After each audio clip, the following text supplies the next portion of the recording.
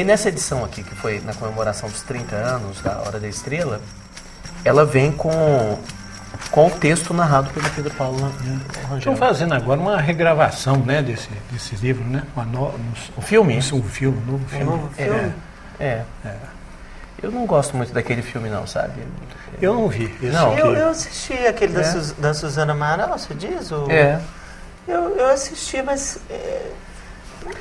Eu acho muito difícil que um filme consiga captar o que o texto da Clarice faz nesse Não, livro. é difícil, como é do Machado também, né? Aliás, diga-se de passagem que aquela minissérie feita pelo Luiz Fernando foi muito bem, muito boa. Foi muito boa. Muito boa, porque exatamente, como não tem jeito de captar aquela essência, então ele fez a coisa quase que... o uso da linguagem, por exemplo, um colega nosso recentemente foi lançado aquela edição antiga do Grande Sertão Veredas da década de 80, né? Com Tony Ramos, da Rede Globo. Acabou de ser lançado, né? Acabou de ser lançado. Foi, acabou de ser lançado. Eu não sabia que tinha sido lançado, não. Em que? 4 DVDs. DVD? 4 DVDs. E aí muito...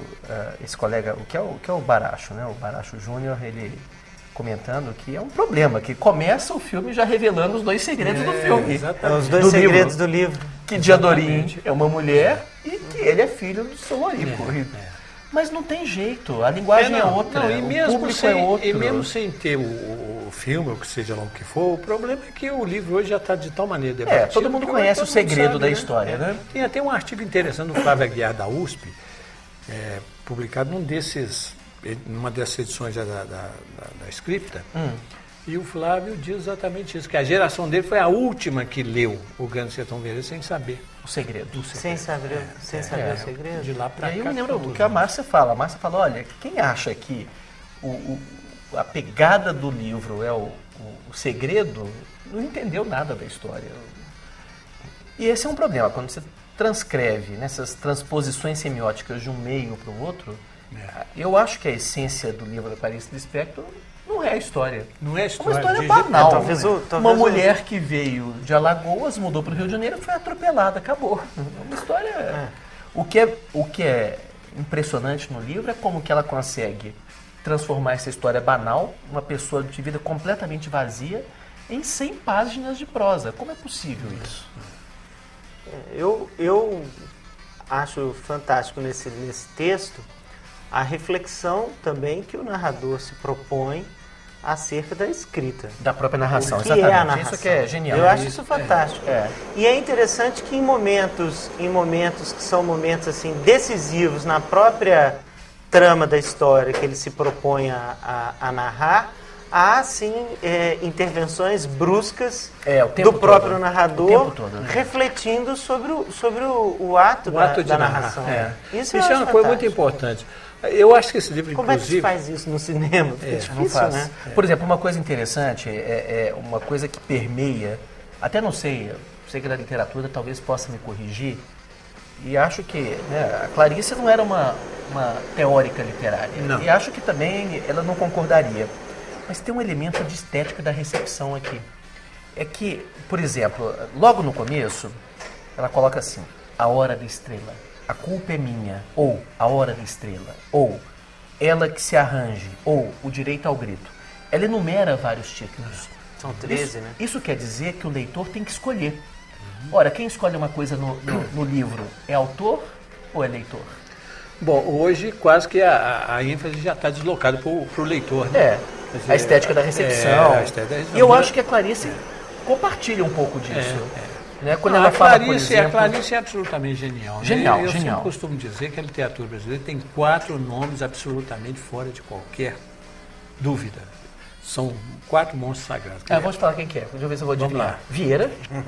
Não? Não. Bom, o Vieira pode até ser. Ele fica daquele tipo... Machado, Guimarães, Clarice. O outro é moderno? É moderno. Então é Mário. Não, eu diria que é o Graciliano Ramos. Graciliano. Né?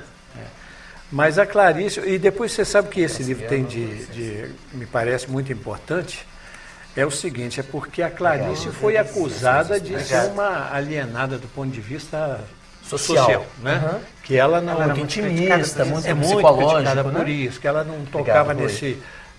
nesses grandes dramas sociais O aí. que você está servindo pra gente aqui, Rui? Bom, hoje nós estamos servindo uma mistura de cafés de duas origens. Um pouco do sul de Minas, ou melhor, 60%, e os outros 40% são do Cerrado Mineiro. Tem 3 variedades aí, é um catuai e 2 bourbons, um amarelo e um vermelho. A característica do amarelo é um pouquinho mais de doçura. Então o café vai ficar bem redondo, assim, eu espero que ele fique assim, e com pouca acidez. Ele vai pegar um pouquinho de acidez do sul de Minas, mas, quer dizer, a característica de acidez é um pouco até... Qual que é a diferença do café do Cerrado para o sul de Minas? O Cerrado ele vai ter um pouco mais de corpo do que o do sul de Minas. Não que todo o café do sul de Minas não tenha esse corpo, mas é a característica. Enquanto no Cerrado você encontra pouca acidez e no sul um pouco mais de acidez. A acidez é fundamental para o sabor. É, também, pra como o experiência na amargor boca. residual também é fundamental. A sugestão que nós fazemos é que vocês comecem a degustar sem açúcar. E que se no decorrer da degustação você gostaria de colocar, vai colocando aos poucos. Ou, na minha opinião, não há necessidade nenhuma nesse café. Também. Bom, sejam bem-vindos. Obrigado. Obrigado, Rui. Espero que esteja... Mas você estava falando... Bom, eu dizia o seguinte, essa acusação, né, de que ela foi vítima, então uma parte da crítica, inclusive, quer acreditar que esse livro seria a resposta da Clarice a isso. Que é um livro que, de certa forma, foge aquele padrão. Eu não acho, não. Também acho que não. Também, De jeito pelo nenhum. contrário, eu acho que é o mais intimista de todos Não, e os chega livros. É o mais inclusive a dizer, psicológico. sabe o que chega a dizer? Que esse livro seria uma espécie de continuação do Vidas Paixão? Secas. Ah, tá. Eu acho que Água Viva é um livro muito intimista também, Marcelo. Toda Ele é extremamente... Agora, a Márcia fala uma coisa que você falou, você falou também, Marcelo, foi você que falou. A Márcia Marques é que diz assim, que toda grande obra narra o processo de elaboração da própria ela obra. fala de si mesma, né? Ela fala de si mesmo. Isso é impressionante, né, Isso Ana? é como o Caça da Recherche, por exemplo, né? Do Proust, por exemplo. Exato. Isso é incrível. Agora, esse texto... eu estava lendo a biografia que saiu, né, do Benjamin, sobre a Clarice, e quando ela foi entrevistada um pouquinho antes do livro ser editado, foi perguntado a ela, afinal de contas, qual seria o título do livro. Ela falou, são 13 títulos. Mas você não vai me dizer, aí a pergunta do jornalista, você não vai me dizer, afinal, qual é o título? Ela falou, não. E é sobre o quê? Também não vou dizer, porque também tinha essa coisa da Clarice. Você sabe né? que saiu... Ela era péssima, dizem que ela era péssima para ser... Ela era uma boa entrevistadora, mas dizem que ela era péssima para ser entrevistada. Não, ela respondia assim. Não, ela era terrível, né? E dizia, agora, sobre essa questão do que seria uma dimensão social da obra, enfim, é interessante que, é claro que eu acredito que a obra transcenda o autor, enfim, e mesmo que alguns críticos digam assim, o narrador, né, o Rodrigo SM da Hora da Estrela, é muito a Clarice intervindo na própria narrativa que ela está construindo. Eu acredito, na verdade, que há uma dimensão que transcende aí. Mas a Clarice, na verdade, ela tinha grandes amigos que tratavam de temáticas sociais bastante pesadas, né? Quer dizer, desde a juventude. O Lúcio Cardoso, por exemplo. Então foi o preferido dela. O né? Lúcio Cardoso, dizem que ela até chegou a ser apaixonada por ele. Né? O Lúcio Cardoso. Mas também, num certo sentido, o Érico Veríssimo, por exemplo. Né? Agora, então, eu acho que isso tem uma coisa, é muito interessante. Uma coisa interessante no livro é como ele dialoga com grandes obras o tempo todo.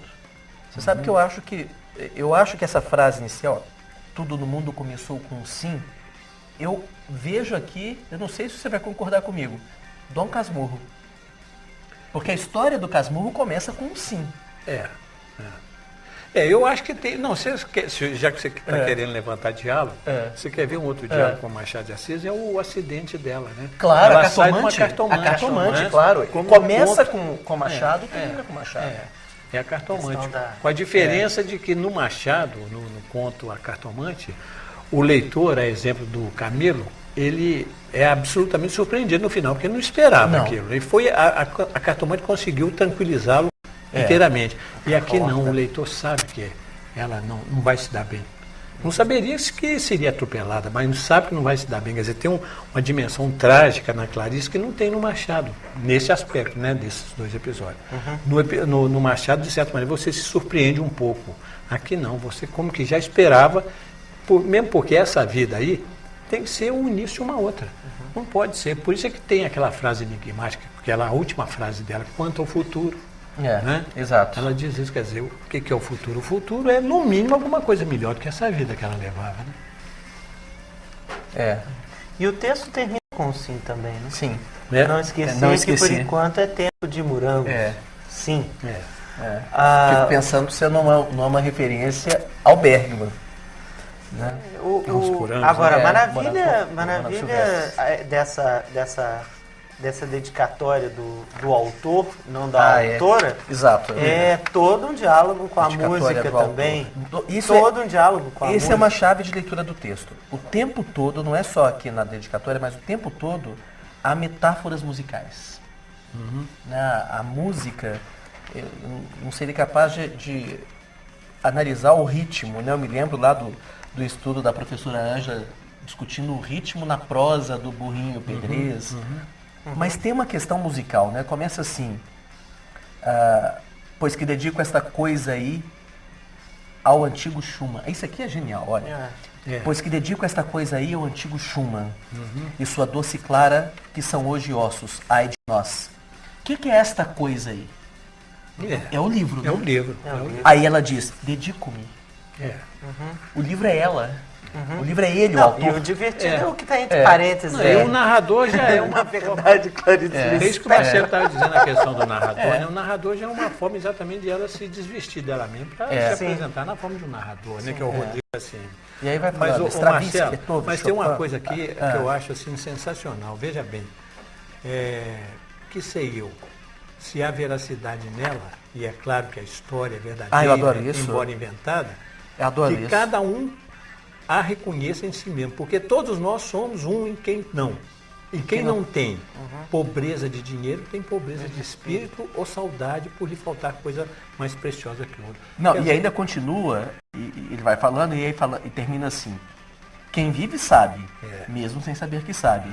Assim é que os senhores sabem mais do que imaginam e estão fingindo de sonsos. Isso é fantástico. Mas são sonsos. São sonsos, porque veja esses dois verbos aqui, ó. Os senhores imaginam e fingindo. Quer dizer, imaginar e fingir, os senhores estão imaginando e fingindo, quer dizer, é a própria ideia do fingimento do não saber, né? São sons porque não sabem, quer dizer, uma ironia notável. Boa também, tem. São sonsos. E a questão do nome da Macabeia? Tem muita discussão sobre isso. Sobre o problema dos macabeus. E há toda uma discussão sobre o problema da origem judaica da Clarice. Sim. Né, da Shaya, né, na verdade. E o fato de que os macabeus que resistiram exatamente a última resistência. Sim, mas aí tem uma questão muito interessante, porque quem é o namorado, digamos assim, da Macabeia? É o Olímpico de Jesus. Olímpico, porque é muito interessante. Uma contradição, né? O paraibano, né? Jesus. E há uma questão muito interessante, porque o templo... Só um comentário, aí ele fala assim, que o de Jesus é daqueles que não tem pai. Não tem pai. Isso é fantástico. Porque o que eu acho interessante é o fato de que o templo de Jerusalém, ele foi invadido, e a resistência, ela é uma resistência, pelo que eu pude ler, a se transformar justamente o templo num templo pagão. Se não me engano, dedicado a Zeus olímpico.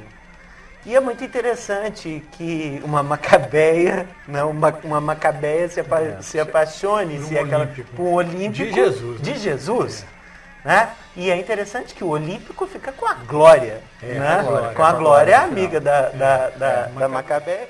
Porque ela era filha de um açougueiro, tal como o Olímpico também era. Os nomes, a Clarice realmente Ela não vai brincar, ela não vai ser despropositado a Macabeia, a Glória, o Olímpico. E como ela gosta também das siglas, né? Se a gente pensar na Paixão Segundo GH, GH, mais uma vez, Rodrigo, SM. SM. O que é o SM? Dizem tudo Esse disso. O que dizem de SM? Dizem que Esse é ânimo Sua é- Majestade, o narrador. Então, isso é uma das coisas mais Mas SM ouvidas. também é sinônimo, não é? Substantivo masculino? Substantivo masculino? Isso também Substantivo diz. masculino. Substantivo Masculino. masculino. Também dizem. Isso, né? Para mim parece um transatlântico. SM, É MS, SS, né? SMS, né? MS, SS, Motorship, Enterprise. Steamship. Exatamente. Mas uma outra coisa também que eu acho que seria interessante a gente destacar, Marcelo, assim, porque onde é que está, né, a grandiosidade da Clarice Lispector? Né? Porque você pega o Guimarães, você logo vê que está ali naquela linguagem, você pega o Machado, você vê que naquela prosa enxuta, irônica, e muitas vezes pendendo para o humor, né? E na Clarice? A Clarice, no meu modo de ver, está exatamente na absoluta surpresa da linguagem dela. Você vai lendo, você jamais espera certas coisas. Espera. Por exemplo, essa frase aqui, ó. Não se trata apenas de narrativa. É, antes de tudo, vida primária que respira. Respira. Depois, material poroso. Um dia viverei aqui a vida de um